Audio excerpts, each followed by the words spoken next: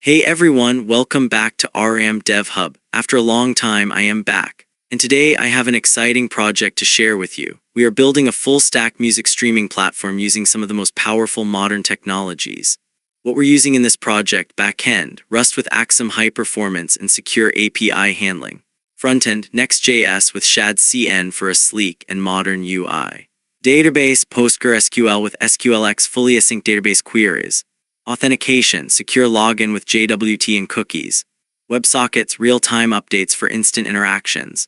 HTTP/2 support, faster and more efficient networking. File uploads, chunked and resumable uploads for better handling of large music files. Validation and security, ensuring data integrity and protection. Real-time features, playlists, favorites, and live updates. By the end of this video, you'll have a fully functional, real-time music platform with a secure backend and a smooth front end. Before we dive into the code, let's take a quick look at what we'll be building.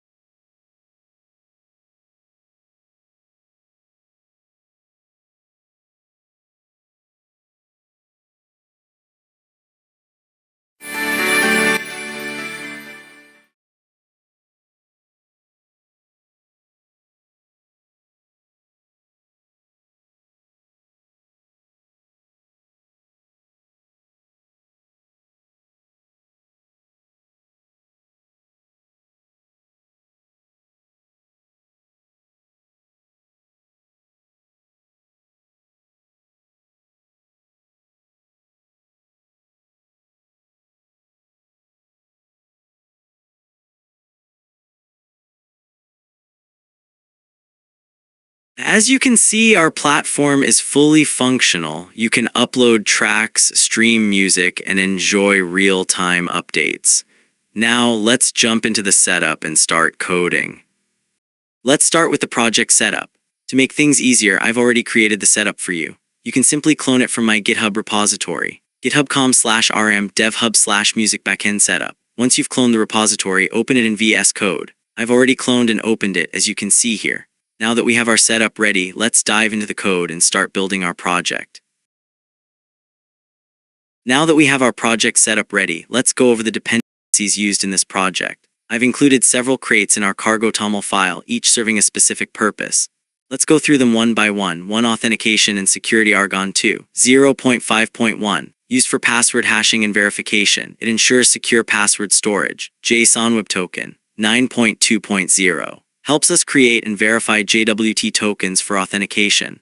Validator, version 0.16.1 features. Derive provides input validation to ensure data correctness. 2 Async and concurrency Tokyo, version 1.39.3 features. Full, the backbone of our async runtime, handling tasks like HTTP requests, WebSockets, and database interactions.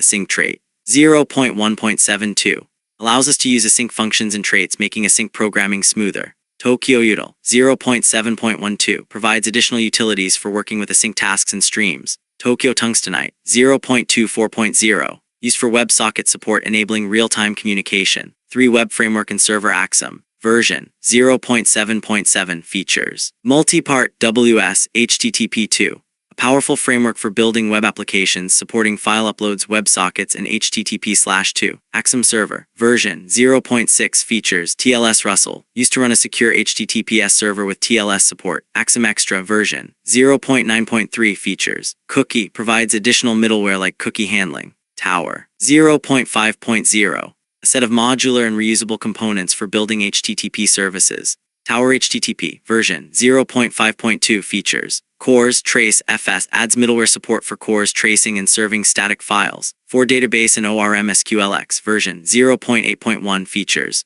Runtime Async STD, Postgres, Chrono, UID. Powerful Async ORM for interacting with a PostgreSQL database. UID version 1.4.1 features. CERD v4 helps generate unique identifiers for database records. 5 Serialization and Deserialization CERD version 1.0.183 features. Derive used to convert Rust structs to JSON and vice versa. CERD JSON 1.0.104, a helper crate for working with JSON data. 6 Logging and Debugging Tracing Subscriber version equals 0.3.18 enables structured logging and better debugging. 7 Utility Libraries Do10 0.15.0 loads environment variables from a file. Chrono version 0.4.26 features. CERD handles date and time formatting. Lazy Static 1.4 allows defining static variables that are initialized lazily. Regex 1.11.0 enables pattern matching using regular expressions. Time 0.3.20 another crate for working with timestamps and durations. 8 Audio Processing Symphonia version 0.5.4 features. Auth FLAC MP3 WAV OGG, a powerful library for handling and decoding various audio formats. So these are the dependencies used in our project. Now that we understand what each of them does, let's move on to setting up our application logic. In our project, you'll notice a folder named certs. This folder is essential because it allows us to run our project on HTTP/2 using HTTPS instead of plain HTTP. By default, web applications run on HTTP, but for security and performance reasons, we want our API to use HTTPS. The certificates inside this folder will enable TLS encryption, making our communication secure. We'll be using Axum Server with the TLS Russell's feature to serve our application over HTTPS. This ensures that all requests and responses are encrypted, improving security. Now that we understand the purpose of the certs folder, let's move forward and start implementing our API. In our project, you'll notice a migrations folder which contains a table SQL file. This file is responsible for setting up our database schema. Let's open it and go through the code step by step. The first statement enables the UUID extension in PostgreSQL, which allows us to generate unique IDs for our tables. This is important because we want to use UIDs instead of auto-incremented integers for security and scalability. Users table. This table stores user details. Each user has a UUID-based ID as a primary key. Username and email must be unique. Password hash stores the encrypted password, created at and updated at store timestamps for record creation and updates. Tracks table. Each track is associated with a user who uploaded it. It stores details like title, artist, duration, file name, and thumbnail name. The upload status tracks whether a file is fully uploaded or still in progress. If a user is deleted, all their tracks are also deleted, cascade deletion. Audio files table. This table handles chunked audio uploads, allowing large files to be uploaded in parts. It tracks the total chunks, how many chunks have been uploaded, and their storage path. Playlists table stores user-created playlists. Each playlist has a title and an optional thumbnail image. Playlist tracks table many-to-many relationship. This table links tracks to playlists. Tracks are stored in an ordered manner using track order. Playback history table keeps a record of when a user played a track and for how long. User favorites table tracks which songs a user has favorited. automatic updated at triggers. This function automatically updates the updated at column when a record is modified. It ensures we always have an accurate timestamp for changes. Then we apply this function as a trigger to all tables. This trigger ensures that every time a row is updated, the updated at timestamp is refreshed. This migration file creates all necessary tables, ensures data integrity, and sets up automatic timestamps for changes. With this in place, our database is fully structured and ready to use. Now, let's move on to the next step and start implementing our backend logic. Now we're diving deep into the model.rs file of our Rust project. We'll break down each struct and its purpose, explaining how it integrates with SQLx-CLI and UUID. So let's get started. First, let's take a look at the imports at the top of our model.rs file. Here's what they do. Cert deserialize serialize. Helps in converting Rust structs to and from JSON. SQLx from row. Maps database rows to Rust structs. UUID handles unique IDs for our database. Chrono manages date and time without time zone.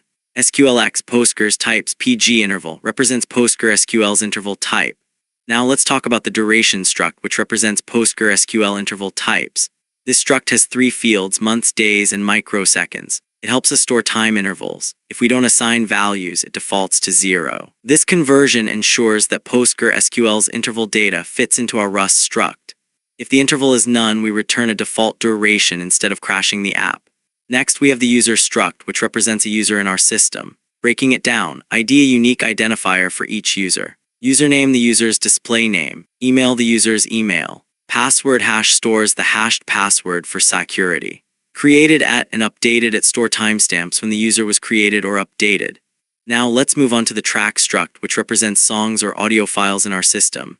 Key points: ID unique track ID. User ID the user who uploaded the track. Title and artist basic track detail. Duration uses the duration struct for time tracking. File name and thumbnail name store file names. Upload status tracks upload progress. This struct handles chunked audio file uploads. We store chunk details, upload progress, and timestamps. Users can create playlists and add favorite tracks. Let's check out these models. Each playlist has a user, a title, and an optional thumbnail. This struct stores the order of tracks in a playlist. Users can favorite tracks, and this model keeps track of those. The playback history struct logs when a user listens to a track. It stores the user ID. Track ID when they played it and for how long. And that's a wrap. We've gone through all the models in model.rs, understanding how they interact with the database and each other.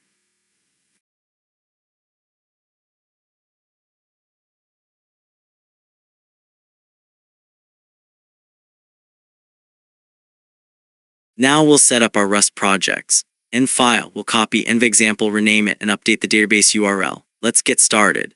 First, make sure your project is open in VS Code. If you haven't opened it yet, just open it in VS Code. Now inside the VS Code Explorer file tree, find env example. We need to copy this and rename it to env. Just copy it and paste it, rename the copied file to env. Now you have the env file. Next, we'll update the database URL in our env file. Click on env in the Explorer panel. Replace it with your actual PostgreSQL URL. After replace it, you can save the file. That's it, your database URL is updated. And that's it, you've successfully set up the env file inside VS Code, copied it from env example, and updated your database URL. Now we'll install SQLx-CLI, set up our PostgreSQL database, and run migration step by step. Let's get started. First, we need to install SQLx-CLI. This command line tool helps manage database interactions in Rust. Open your terminal in VS Code and run. Cargo install SQLx-CLI. Right arrow installs the SQLx-CLI tool globally. No default features. Right arrow disables all default features, so we only enable what we need. Features native TLS Postgres. Right arrow enables support for PostgreSQL with TLS secure connection. This will take a few moments to install. Once done, let's create our database. Now that SQLx-CLI is installed, let's create our PostgreSQL database. Run SQLx database create. This reads the database URL from env and creates the database in PostgreSQL. If the database already exists, it won't create a duplicate. Now let's apply our database schema using migrations. Run SQLx migrate. Run SQLx migrate. Run applies all pending migrations from the migrations folder.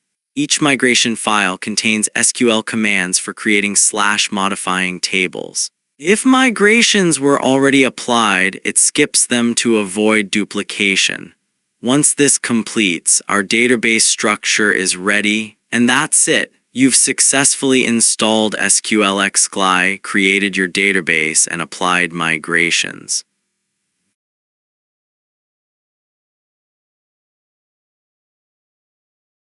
In this section, let's break down the config.rs file, which is responsible for loading environment variables in our Rust project.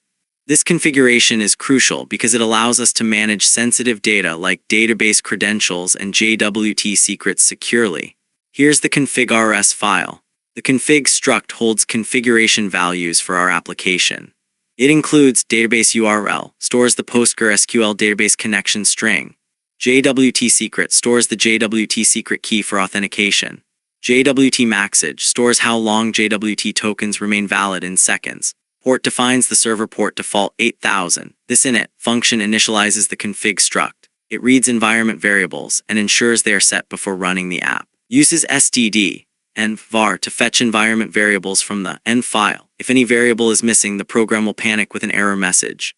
Converts JWT maxage from string to integer I64. The server port is set to 8000 by default, can be changed if needed. And that's it. Our config.rs file helps us manage environment variables efficiently. This makes our application more secure and easier to configure. In this section, let's break down the dbrs file, which is responsible for managing database connections using SQLx in Rust. A database connection pool is essential for efficient handling of multiple queries without establishing a new connection every time. Here's the dbrs file. SQLx is a powerful asynchronous database library for Rust. We import pool for managing multiple database connections. Postgres specifies that we are using PostgreSQL as our database. The DB client struct acts as a wrapper around the database connection pool. The hash-derived debug clone macro allows debugging. Debug enables printing debug information. Cloning clone allows the struct to be easily duplicated when needed. The new function initializes the DB client with a database connection pool. We pass an existing pool Postgres instance to create a new DB client. This makes it easy to reuse the same database pool throughout our app. And that's it. Our dbrs file helps us manage database connections efficiently using SQLx. This setup allows multiple parts of our application to access the database without creating a new connection every time.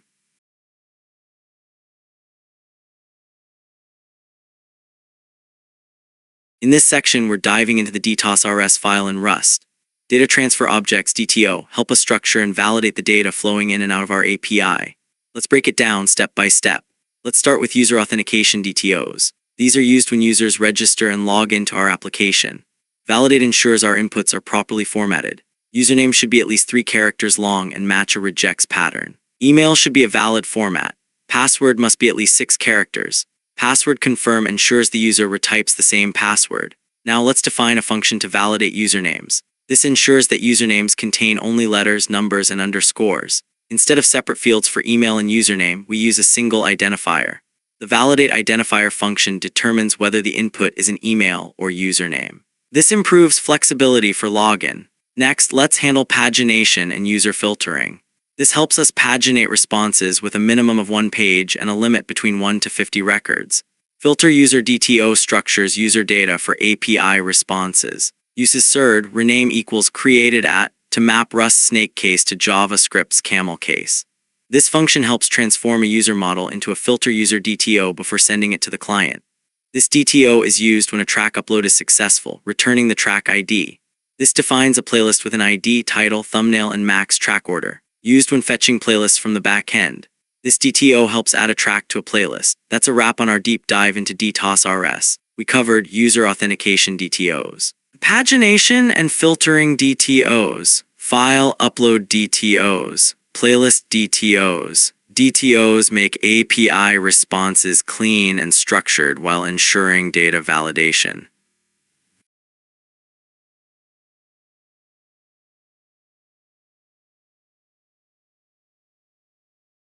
In this section, we're diving deep into error handling in Rust with Axum by breaking down the error.rs file. Understanding error handling is crucial for building robust APIs, so let's get started. Error handling is essential in any application to ensure proper responses when things go wrong. In our error.rs file, we define structured error handling using enums, structs, and Axum's response system. Let's start by understanding the error response struct. We first import the necessary modules. Axum, HTTP. Status code helps define HTTP status codes, into response allows us to convert custom error types into HTTP responses, and cert is used for serializing and deserializing JSON data. Now let's define error response. This struct represents the JSON error response. It includes a status field, which is usually set to fail, and a message field that describes the error. The display trait allows us to convert error response into a string representation. Here we serialize the struct into a JSON string using serd.json to string. The error message enum represents various possible errors. Some, like empty password and wrong credentials, have fixed messages, while exceeded max password length useIs takes a parameter to dynamically format the message. We implement toString to convert error message into a user-friendly string. The toStr method maps each variant to an appropriate error message. HTTP error is our main error handling struct. It contains an error message and an HTTP status code to return meaningful responses. These methods allow us to easily create different types of errors. For example, server error creates a 500 internal server error, while bad request returns a 400 bad request response. Here we implement into response, which allows HTTP error to be directly converted into an HTTP response. It returns a JSON response with a status code and an error message. And that's a complete breakdown of the error.rs file. We covered structured error handling using error message, HTTP error, and error response, making our API more robust and user-friendly.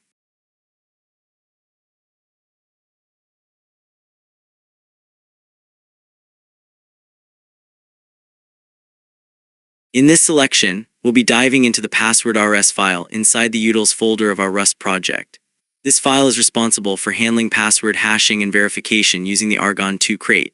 Let's go through the code step by step and understand how it works. First, let's examine the imports at the top of the file.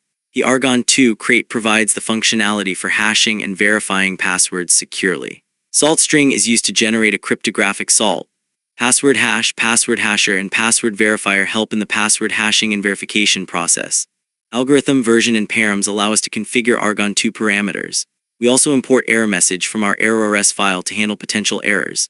This constant defines the maximum allowed password length, 64 characters. If a password exceeds this length, an error will be returned. This function takes a password as input and returns a hashed password or an error. Impl into string allows flexibility in passing different types that can be converted into a string. We check if the password is empty or exceeds the maximum length and return the appropriate error message if necessary. A unique cryptographic salt is generated using OSRNG, a secure random number generator.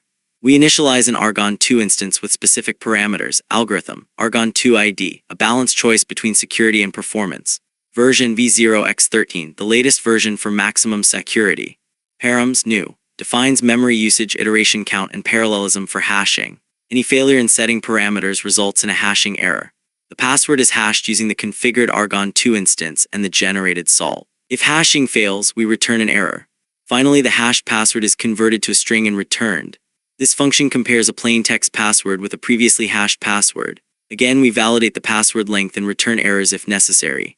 The hashed password is parsed into a password hash object. If the format is invalid, we return an invalid hash format error. We use the default Argon2 instance to verify the password against the stored hash. If verification fails, we return false, otherwise we return true. Finally, we return the verification result true for a match, false otherwise. And that's it. We've walked through the password.rs file and covered how it securely hashes passwords and verifies them using Argon2. This implementation ensures strong security practices while also providing meaningful error handling. In this selection, we're diving into authentication and security in Rust by explaining the token.rs file inside our utils folder.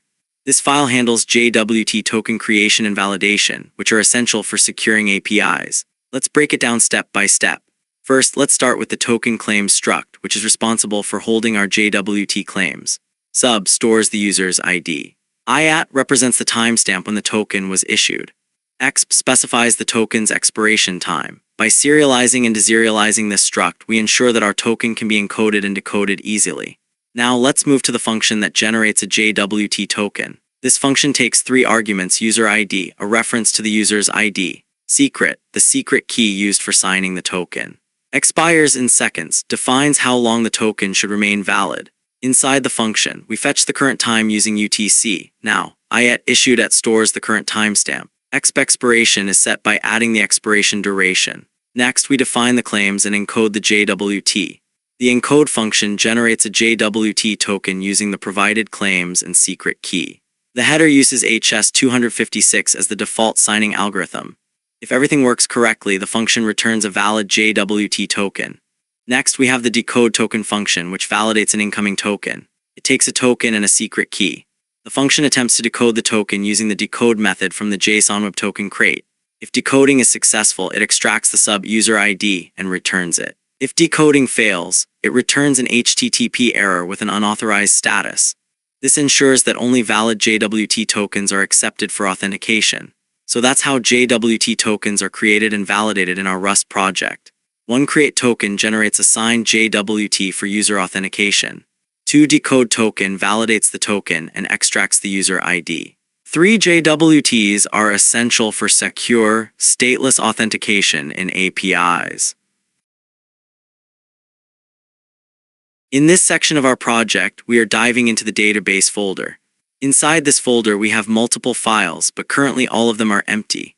In the upcoming sections, we will write the necessary code in these files to handle various database operations. Each file will serve a specific purpose, such as managing users, handling authentication, or storing application data. For now, let's open the user's RS file and dive into its code to understand how user-related database operations are implemented, which is responsible for interacting with the user's table in our database. This file plays a crucial role in user management, allowing us to fetch, store, and update user data efficiently using SQL queries. Let's go through the code step by step. Async trait enables us to use async functions inside traits. UID handles unique user identification. Crate DB client models. User imports database client DB client and user model user. This trait defines methods for fetching and modifying user records asynchronously. Get user fetches user details based on ID, username, or email. Save user saves a new user into the database. It takes username, email, and password hash as parameters. Update username updates the username of an existing user. Update user password hash updates a user's password hash securely. We now implement these trait functions for DB client. Uses an SQL query to fetch user details based on provided parameters. Fetch optional returns none if no user is found. Inserts a new user and returns the created user record. Uses fetch one to ensure a user is always returned. Updates a user's username. Uses now function to update updated at field. Updates a user's password hash securely. Uses fetch one to return the updated user record. The user's RS file is essential for managing user-related database operations. It provides fetching user details by ID, username, or email, saving a new user record, updating usernames and password hashes. With this structured approach, our application ensures efficient user data handling while maintaining security and performance. In this section of our project, we're diving into authentication in our Rust project using Axum. We'll explore how user registration and login work in the auth.rs file. But before that, let's take a look at the handler folder. In our src folder, we have a handler folder. This folder contains multiple files, and while some of them are empty right now, we'll be writing code in them in upcoming sections.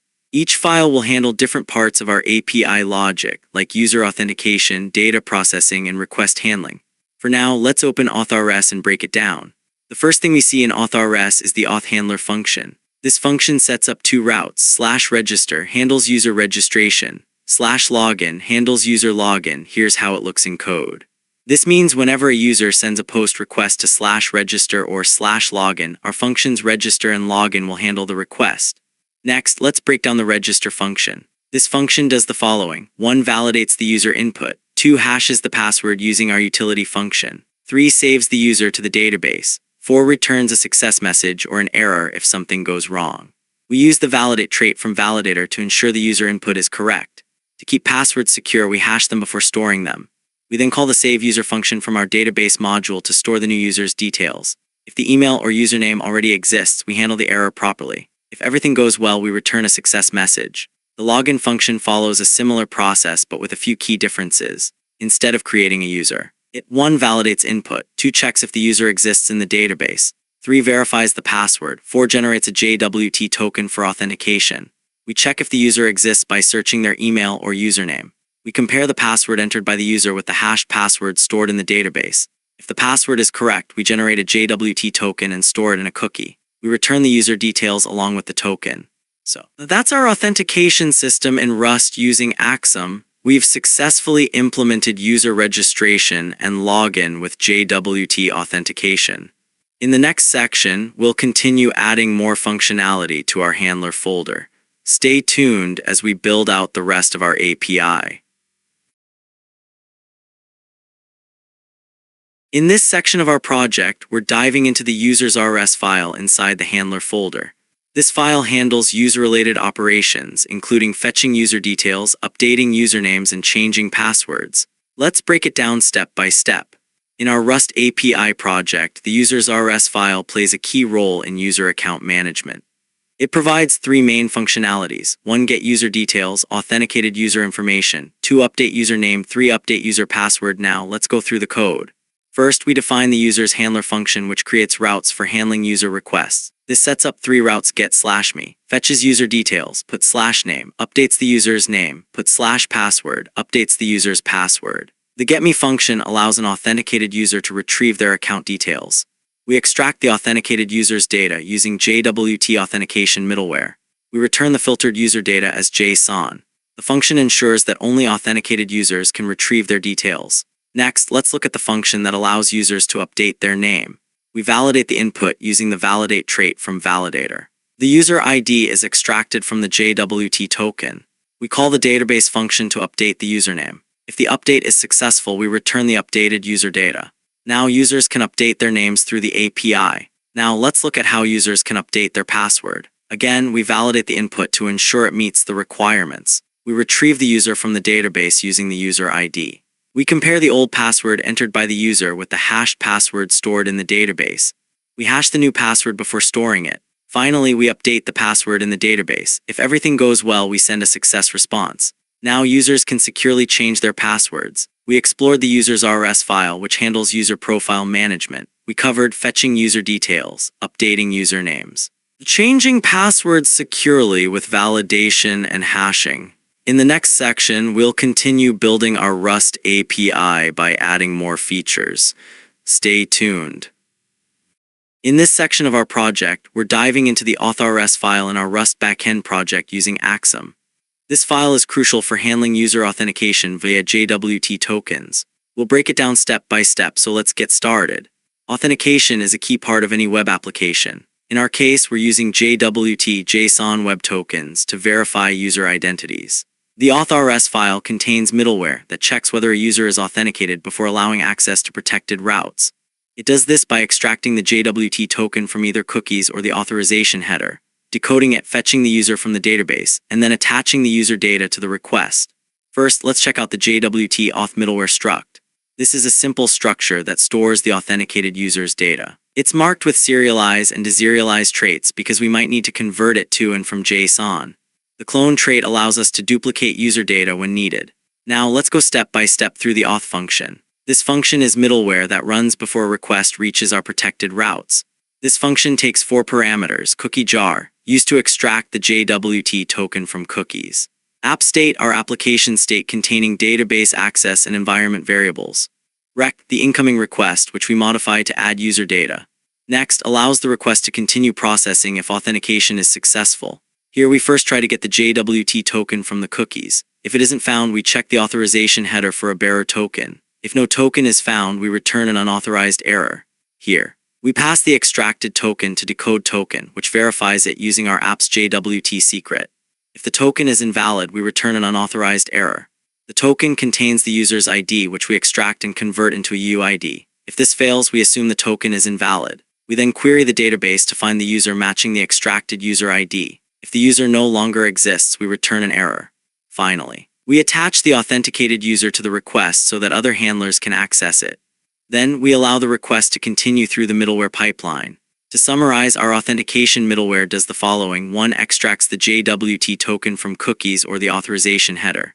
2. Decodes the token and verifies it. 3. Retrieves the corresponding user from the database. 4. If successful, attaches the user data to the request and allows the request to proceed.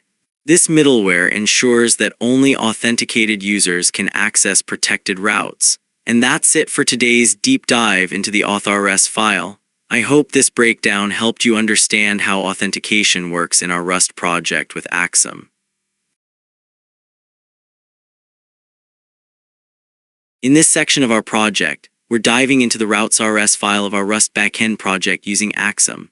This file is crucial as it defines how different parts of our API are structured and connected. Let's break it down step by step. The routes.rs file is responsible for creating and structuring our API routes. It ensures that different endpoints are correctly grouped, secured, and accessible as needed. First, let's look at the use statements. Here we import essential components: Arc for thread-safe state management, Axum middleware extension router to handle route creation and middleware, Tower HTTP, trace layer for request tracing and logging. Finally, we bring in Auth middleware, route handlers, Auth handler and users handler, and the app state for database access. The core function in this file is create router. This function builds our API structure. First creates API route, which nests different route groups. The /auth route is handled by Auth handler, responsible for authentication endpoints like login and registration. The /users route is handled by users handler, but it is protected by Auth middleware. This ensures only authenticated users can access it. The trace layer is added for logging and debugging API requests. Finally, extension app state injects the shared application state, including the database connection. The last line nests API route inside /API, meaning all routes will be prefixed with /API. This is just the beginning of our API structure. In upcoming sections, we will add more nested routes here. Stay tuned for that. That's it for this section. We've now set up our main API router and organized our routes efficiently.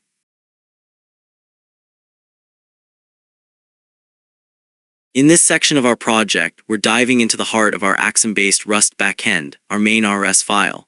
This is where everything comes together: database connections, configurations, and launching our server. Let's break it down step by step. First, we start by declaring our module imports. These modules contain our authentication, configuration, database interactions, and route handling. Each mod statement refers to a Rust module in our SRC folder. This allows us to structure our code efficiently and keep different functionalities separate. Here we import all necessary crates to build our Axum-based server. Some key ones include Axum, our web framework, Axum server, TLS Russell's config used for HTTPS with TLS, Do10 loads environment variables from a end file. SQLx, Postgres, PG pool options manages our PostgreSQL database connection. Tower HTTP, cores layer helps with handling cores. Tracing subscriber provides structured logging for debugging. The app state struct is a shared state container that holds our application configuration and database client. This makes it easy to pass around data between different parts of our app. The #Tokyo main macro tells Rust to use the Tokyo runtime, which is necessary for handling asynchronous operations. We initialize tracing subscriber for logging, setting the maximum log level to debug. This loads our environment variables from the end file. If the file doesn't exist, it simply ignores the error. This block loads our SSL/TLS certificates for HTTPS support. The PEM files are stored in a certs folder. We use PG pool options from SQLx to create a database connection pool with up to 10 connections. If the connection is successful, we print a success message. If it fails, we log an error and exit the application. This sets up cross-origin resource sharing cores, allowing requests from our frontend running on localhost 3000. Here we initialize our database client and store it inside app state. This will be shared across our app. Create router generates our API routes. Arc new ensures app state is shared safely across multiple threads.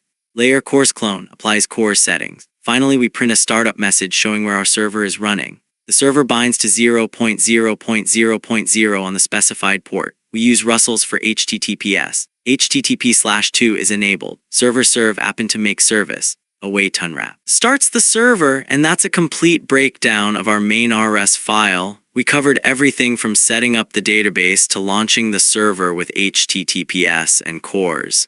In the upcoming sections, we'll continue adding more features, so stay tuned. Now we have set up our project, and I will walk you through everything in our setup. This includes authentication, user operations like getting and updating users, middleware and Axum, and how we are using HTTP/2 to start our project. In this section, let's start with the database folder and dive into the favorites RS file. First, I will write the full code, and then I'll explain how it works.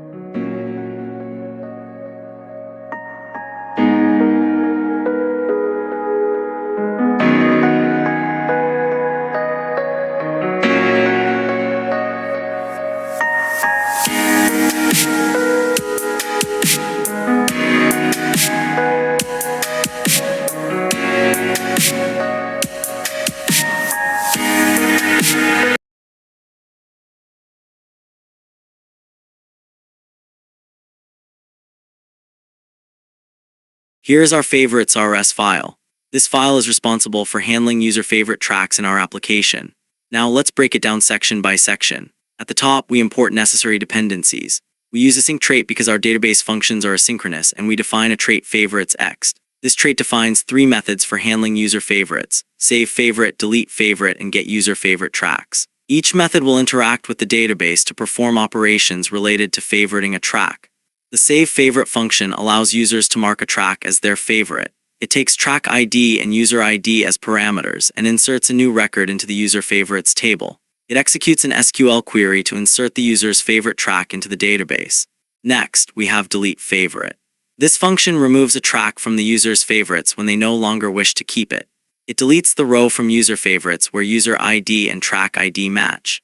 This ensures that only the user who added the favorite can remove it. The last function is get user favorite tracks, which retrieves all favorite tracks of a user.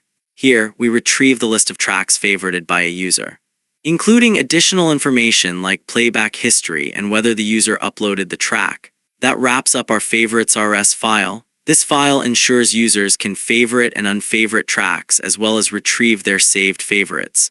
In the upcoming sections, we will explore more database files and continue setting up our backend. Stay tuned. In the last section, we worked on the favorites.rs file, implementing the functionality to save and retrieve favorite tracks. Now, let's move forward and open the history.rs file in the database folder.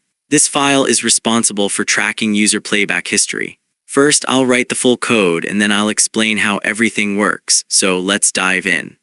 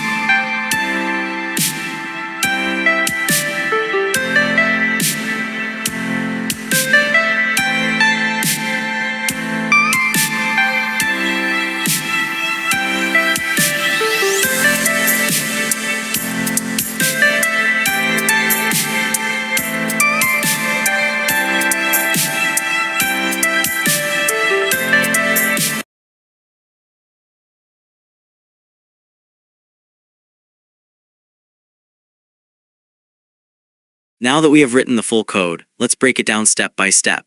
First, we import necessary modules like async trait PG interval from SQLx and our database client DB client.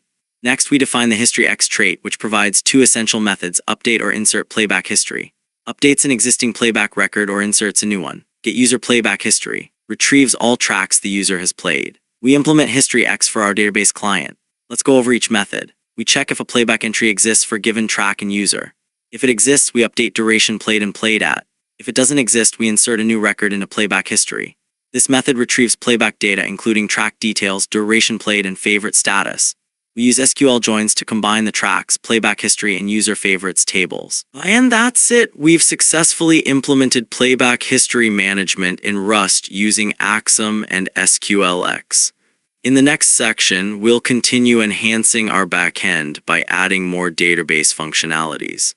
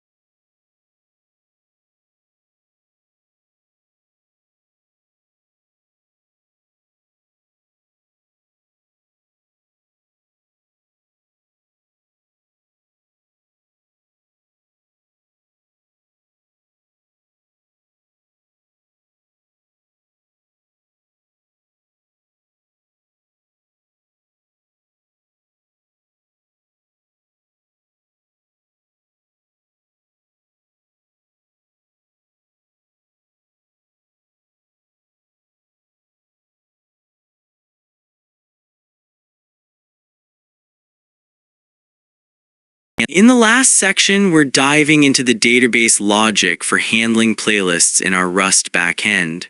Let's open the playlists.rs file inside the database folder. First, I'll write the full code, then I'll explain it step by step. So let's get started.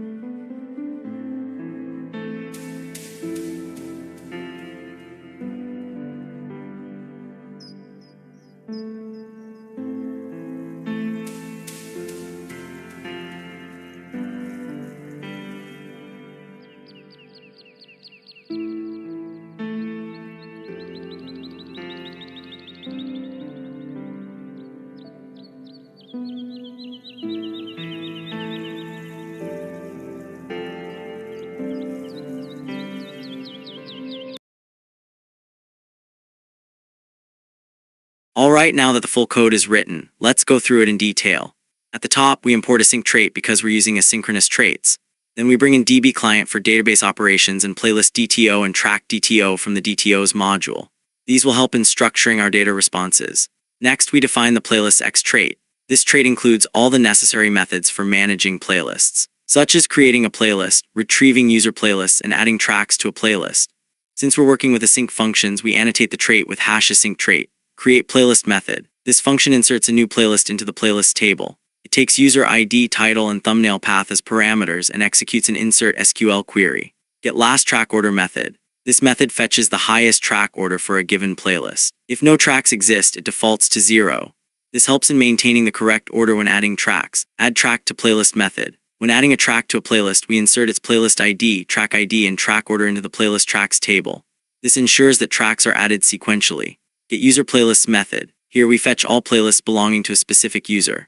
We join the playlist tracks table to get the highest track order in each playlist. This helps in determining how many tracks are present in a playlist. Get playlist tracks method. Finally, this function retrieves all tracks inside a given playlist. We use multiple joins to fetch data from tracks, user favorites, and playback history. This allows us to check if the track is marked as favorite, fetch its playback duration, and determine if the user created the track. And that's how we manage playlists in our Rust backend. We've covered everything from creating playlists to retrieving playlist tracks efficiently.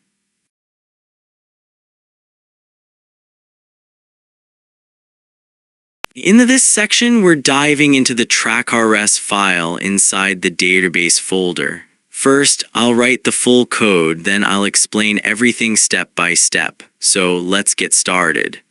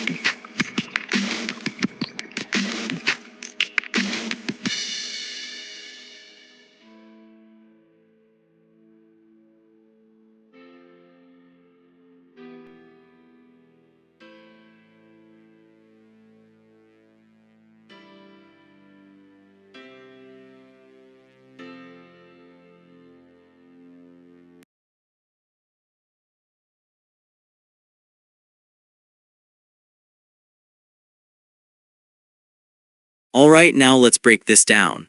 This file defines the TrackX trait, which allows us to retrieve random tracks from the database. Let's go through it part by part. At the top, we import the necessary dependencies, async trait for asynchronous trait implementations, and DB client and track DTO from our project. Next, we define the TrackX trait, which includes a single function, getRandomTracks. This function retrieves a list of random tracks for a specific user. The user ID is passed as an argument, and it returns a result containing a vector of track DTO objects or an error. Now we implement TrackX for DB client. This means that our database client will be able to call getRandomTracks and fetch data from the database. Inside the function, we use SQLx-CLI as to execute a SQL query that retrieves track details. Let's break it down. Select clause retrieves fields like ID, title, artist, upload status, duration, file name, and thumbnail name. Uses coalesce phplayed at null to get the last playback time or return null. Checks if the track is a favorite by joining with the user favorites table. Uses coalesce duration played. Intervals 0 seconds to ensure a default value for duration played. Determines if the track was uploaded by the user using case when TUserID equals $1, then true else false END.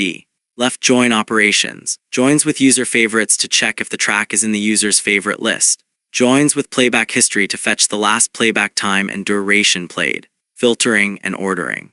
Filters by tupload status equals complete to only get fully uploaded tracks. Uses order by random to shuffle the results. Limits the results to 20 tracks. Finally, we execute the query using fetch all and self-pool, await, to get all matching records and return them as a vector of track DTO objects. And that's it. This function helps us fetch random tracks efficiently while also checking user-specific details like favorites and playback history. In this section, we're diving into the upload.rs file inside the database folder. First, I'll write the full code, then I'll explain everything step by step. So let's get started.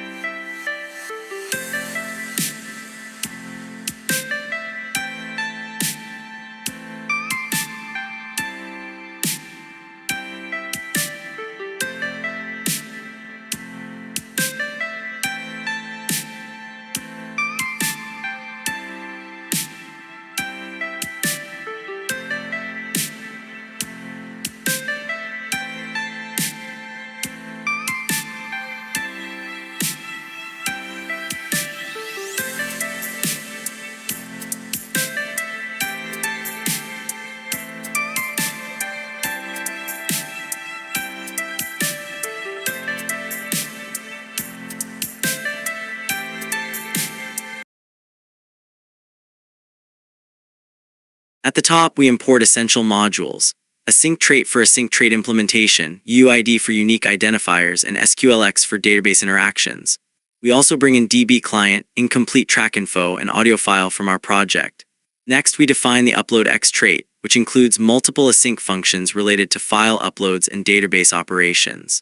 This ensures our DB client can handle uploads efficiently.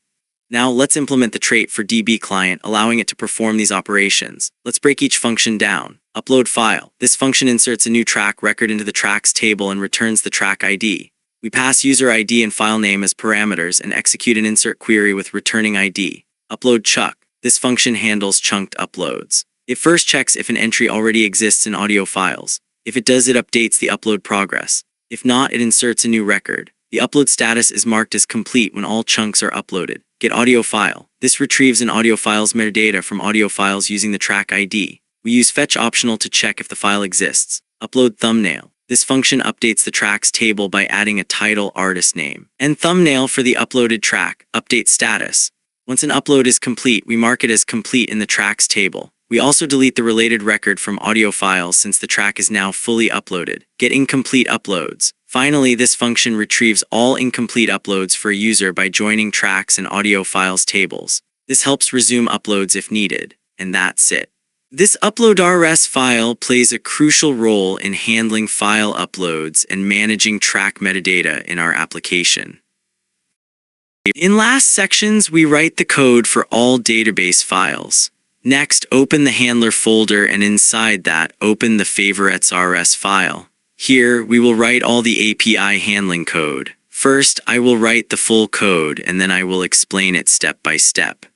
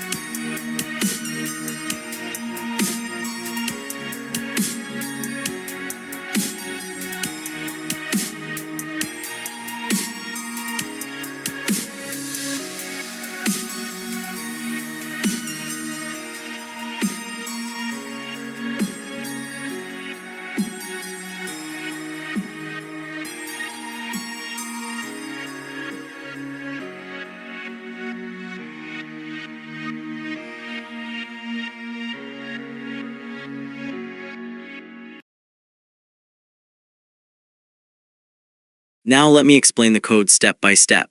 Favorites handler function. This function sets up the router for handling favorite tracks. It defines 3 routes: post / to save a track as a favorite, delete / to remove a track from favorites, get / to fetch all favorite tracks of a user. Save favorite function extracts the app state and user details using Axum's extension, extracts the track ID from the request body, checks if the track ID is valid, calls save favorite in the database client to save the favorite track, returns a success response message, delete favorite function, similar to save favorite, but instead it removes the track from favorites, calls delete favorite in the database client to remove the track, returns a success response message, get user favorite tracks function, extracts the user details, calls the database to get all the user's favorite tracks, filters the track data using filter track DTO, returns the list of favorite tracks in a response. This is how we handle API requests for saving, deleting, and fetching favorite tracks in our application. That's it for this section. Now you know how to implement API handling for user favorites in Rust using Axum. Now in this section, we are going to write the code for handling file retrieval and streaming in our API. We will open the getFileRs file in the handler folder. First, I will write the full code, and then I will explain it in detail.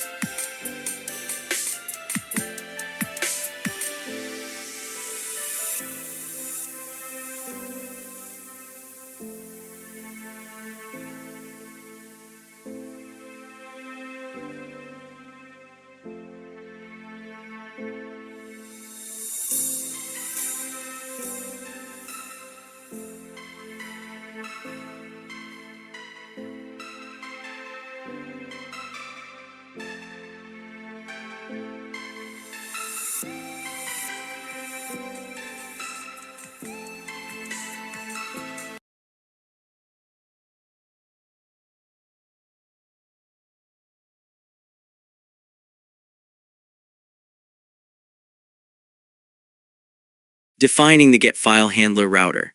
This function defines a router for handling API requests related to files. We register 3 different routes. /incomplete fetches incomplete uploads. /track fetches random tracks for user. /play/filename streams an audio file. The filename in /play/filename is a path parameter, meaning it will accept dynamic values for different file names. Handling incomplete uploads. This function retrieves incomplete file uploads from the database. AppState gives us access to the database client. User is extracted using JWT Auth middleware, ensuring only authenticated users can access this API. Converts the user's ID from a string to a UID format. Calls a database method getIncompleteUploads user ID to fetch incomplete uploads. Error handling if an error occurs. It is converted into a server error response. Wraps the result in a JSON response and returns it, fetching random tracks. Similar to the previous function, this retrieves random tracks for a user. Uses JWT authentication to ensure only logged-in users can access it. Calls a database function getRandomTracks user ID. The tracks are filtered before sending them as a response. Finally, the tracks are wrapped in a response DTO and returned in JSON format. Streaming audio files. This function streams an audio file for playback. It accepts a file name parameter from the API request. Constructs the file path by appending file name to the upload /directory. Extracts HTTP headers, which are important for handling partial content byte range requests. Handling partial content for streaming. If the request contains a range header, it logs the range value.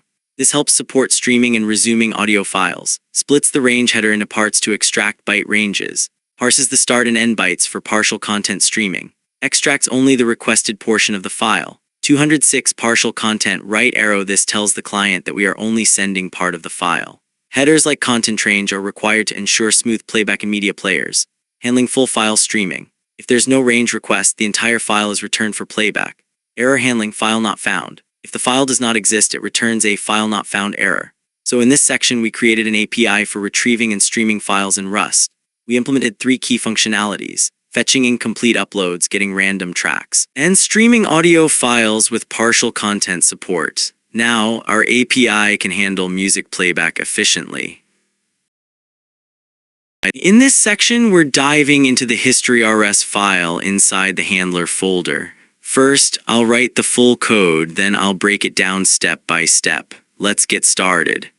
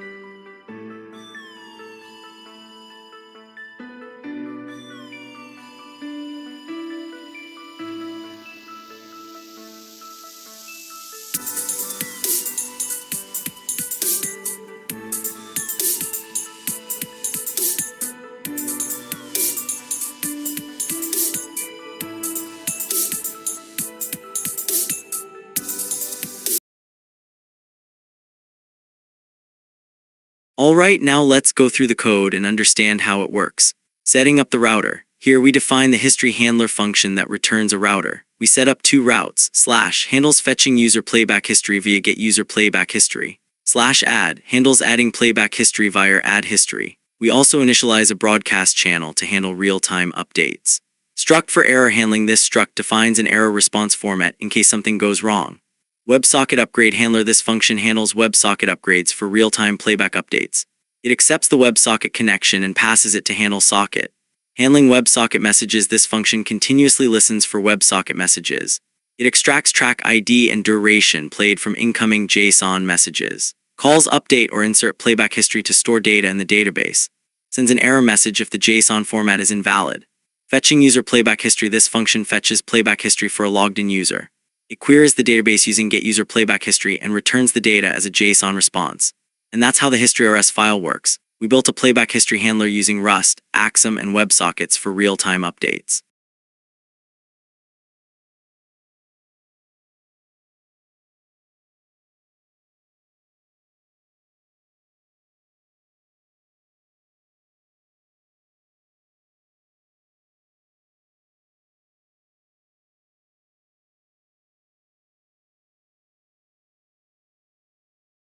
In this section, we're diving into the playlist feature in our Rust backend. We'll be handling playlist creation, adding tracks, and fetching user playlists. Let's open the playlist.rs file inside the handler folder. First, I'll write the full code, then I'll explain everything step by step.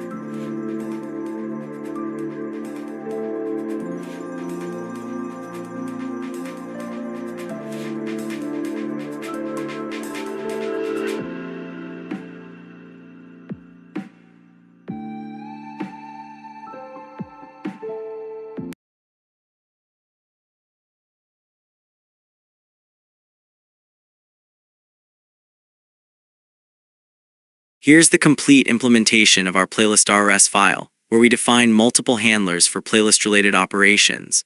We begin by defining the playlist handler function. This function sets up different API routes using Axum's router. Create playlist handles new playlist creation. Add track to playlist adds a track to an existing playlist. Get user playlists retrieves all playlists for a user. Get playlist tracks fetches tracks from a specific playlist. Next, we implement the create playlist function, which allows users to create a new playlist with a title and thumbnail. We extract the authenticated user information using JWT Auth middleware. We parse multi-part form data to retrieve the playlist title and thumbnail. The thumbnail is saved in the assets/playlist/ directory. Finally, we insert the playlist data into the database and return a success response. Now let's take a look at how we can add a track to an existing playlist using the add track to playlist function. We extract the playlist ID and track ID from the request body. The function ensures both IDs are valid before proceeding. It retrieves the last track order in the playlist to maintain sequence. The track is then inserted into the database, and a success response is returned. Next, let's implement the function to retrieve all playlists belonging to a user. We extract the user ID from the authentication token. The database query fetches all playlists associated with this user. A response containing the user's playlists is returned as JSON. Finally, we implement getPlaylistTracks, which fetches all tracks in a specific playlist. We extract the playlist ID from the request parameters. The function checks if the user has access to the requested playlist. Tracks are fetched from the database and filtered before being returned in the response. And that's how you handle playlist operations in Rust. We've covered creating playlists, adding tracks, and retrieving user playlists. In this section, we're diving into one of the harder parts of our Rust project, the file upload system. This is not just a simple upload function. It handles chunked uploads and even supports resumable uploads. First, I'll write out the full code for the upload.rs file inside the handler folder, and then we'll go through it in detail. So let's get started. Let's open upload.rs inside the handler folder. This file is responsible for managing file uploads in chunks and reassembling them into the final file.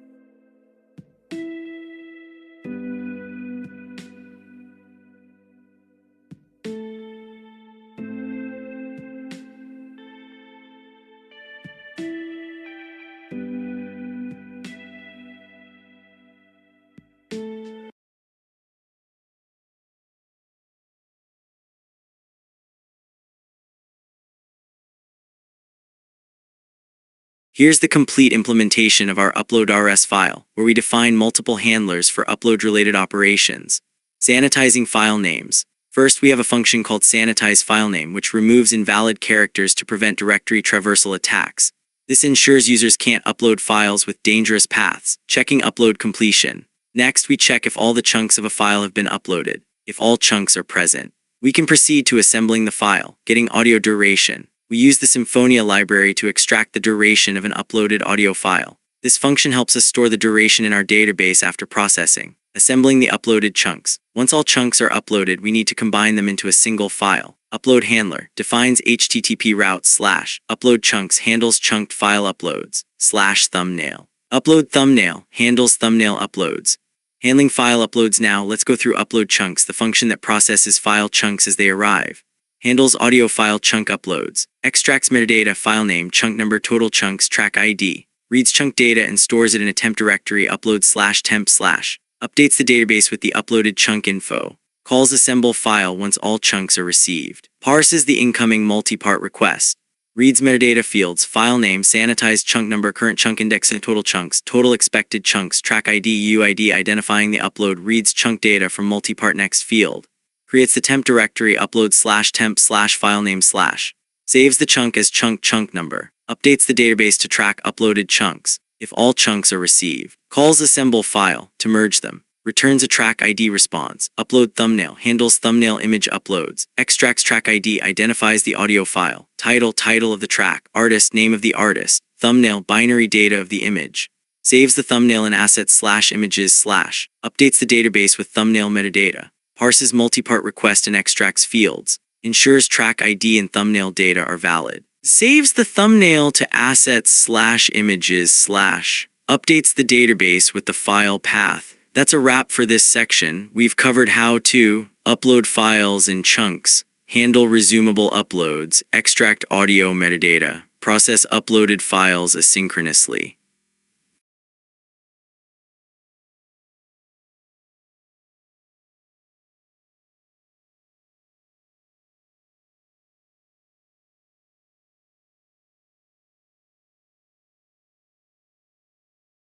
In the last sections, we wrote the code for the handler folder, where all the API handler code is stored. Now we are updating the routes.rs file. Open the file and you will see that we have already set up the auth and users nested routes. Now we will add more nested routes. First, I'll update the full code and then I'll explain it. Okay, let's go.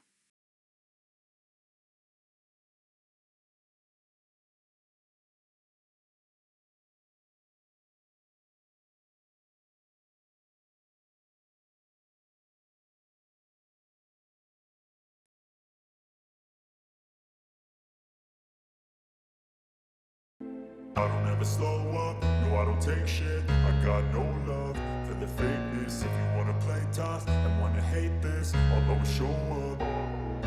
I don't ever slow up.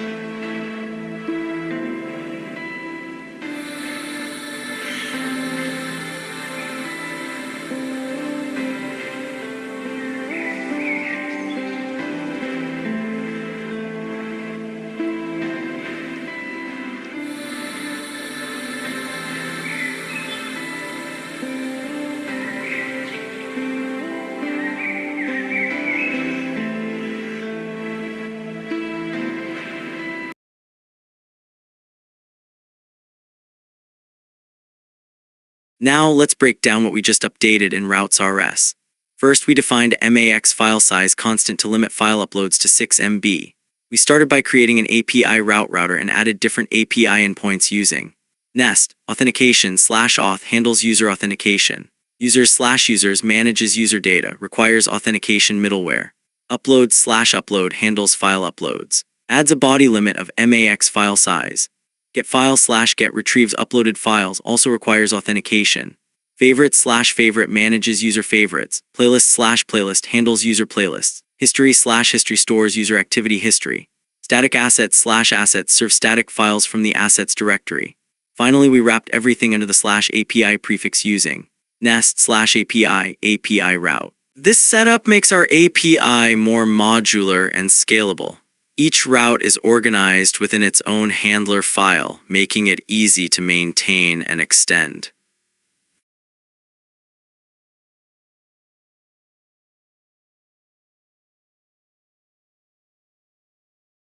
In the previous sections, we completed writing all the necessary backend code. Now our backend is fully set up. Let's run it using the command cargo run, but before we run this command, I want to remind you that we are using HTTP/2. This means our backend will run using HTTPS, not HTTP. Now let's execute the command to start our backend. Once the server starts, you should see logs confirming that the API is running securely over HTTPS.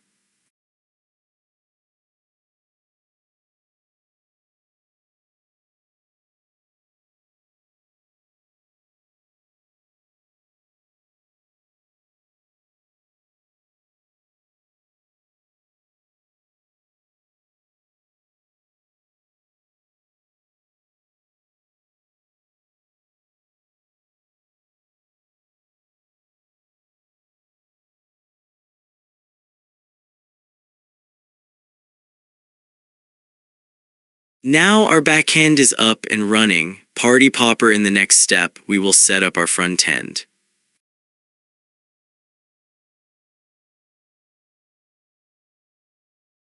Our backend is running successfully.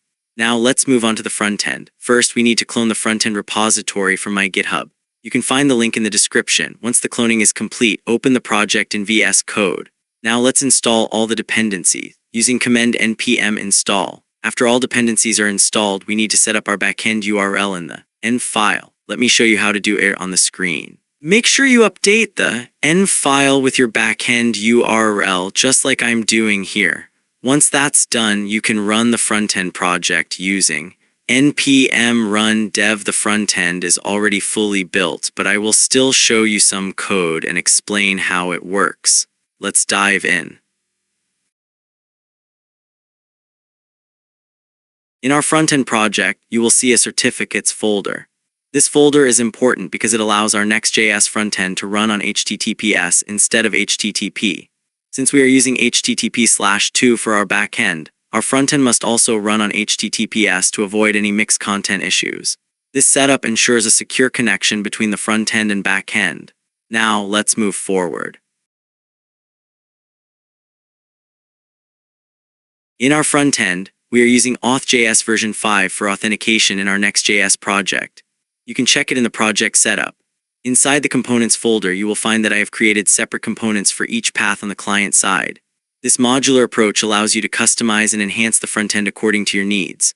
Now let's talk about file uploads. We are using chunked file uploads with resumable upload support. But why is this important? Why do we need chunked resumable file uploads? Handling large files, efficiently uploading large files in one go can lead to failures due to network interruptions, browser crashes, or timeouts. By splitting files into smaller chunks, we reduce the risk of failure.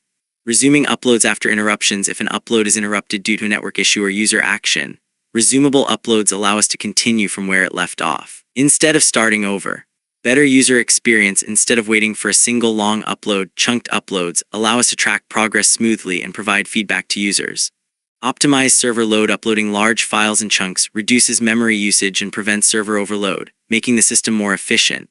Parallel uploads. Chunks can be uploaded in parallel, significantly improving the upload speed compared to a single large file upload. Now, let me show you how we handle file uploads in our front end using chunks and resumable uploads. In the components/upload folder, open the upload file tsx file. This is the onSubmit function that handles file uploads. Now let me explain this step by step. First, we set isLoading to true to indicate that an upload is in progress. We extract the file from values file. We calculate the total number of chunks using mathseal file size/chunk size. We initialize current chunk to 0 and set the upload progress to 0%. The track ID variable is initially null. This will be used to track the upload session across multiple requests.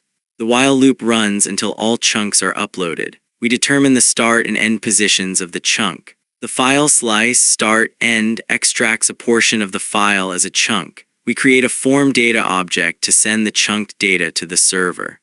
The form includes file name chunk number, which part of the file is being uploaded, total chunks to track the entire upload process, the actual chunk if track ID exists, we include it to continue an existing upload session. We use fetch to send a post request to our backend API/upload. The credentials include ensures that authentication cookies or tokens are included in the request. If the response status is 401 unauthorized, we call logout and stop further execution.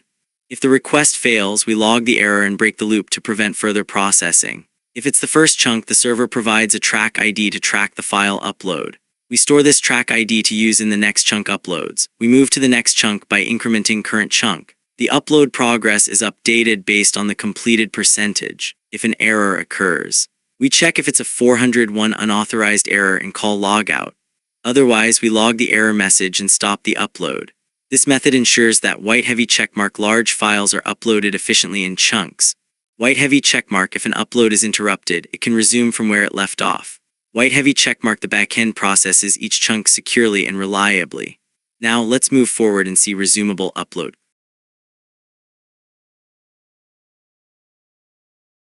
Now we're diving into the onSubmit function inside Resumable TSX, located in components/upload. This function plays a crucial role in resuming an incomplete file upload by handling chunk-based uploads efficiently. Let's break it down step by step.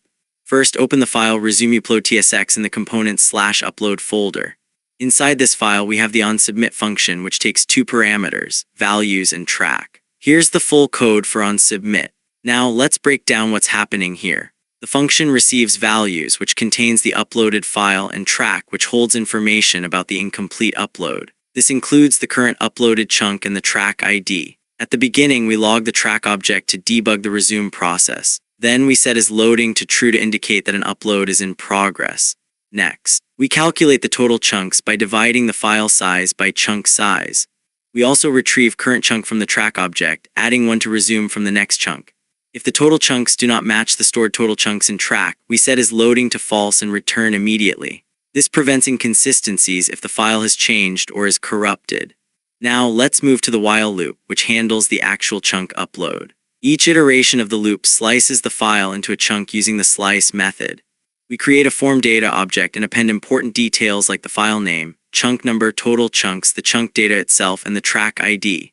Then we send a post request to the /upload endpoint using fetch. The request includes the form data object and credentials for authentication. If the response status is 401, meaning the user is unauthorized, we call logout and stop further execution. If there's an error, we log the response and set isLoading to false before breaking the loop. This ensures we stop the upload if something goes wrong. After successfully sending all chunks, we set isLoading to false and refresh the page using router refresh. This ensures the UI updates with the latest upload progress. And that's how the onSubmit function resumes an interrupted file upload.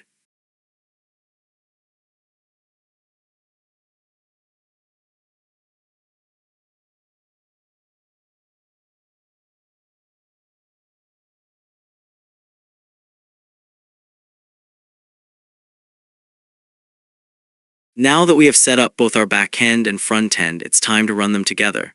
Let's get started. First, make sure your backend is running. This will start our backend server. Remember, we are using HTTP/2, which means our backend runs over HTTPS, not HTTP. Next, let's start our frontend. Using npm run dev, this will start our Next.js frontend, which also runs over HTTPS because we have set up the certificates inside the certificates folder. Now, let's open our browser and check if both our backend and frontend are running correctly. As you can see, the project is running perfectly and we are using HTTPS for secure communication. Let's test our full project.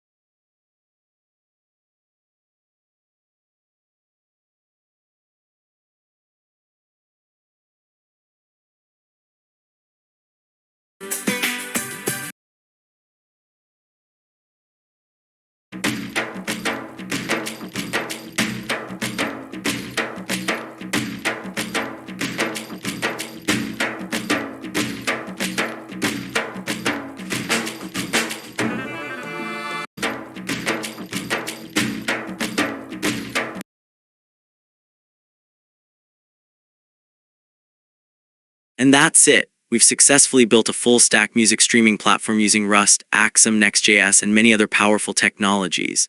We covered setting up a secure Rust backend with Axum and SQLx, integrating WebSockets for real-time updates, handling resumable file uploads for large music files, building a modern frontend using Next.js and ShadCN, ensuring security and validation throughout the app. This is just the beginning. You can improve this platform by adding features like AI-powered recommendations, offline downloads, or even mobile app support. If you found this tutorial helpful, don't forget to like this video, comment below if you have any questions, subscribe for more Rust and Next.js content. Source code is available on GitHub, check the link in the description. Thanks for watching, and as always, happy coding.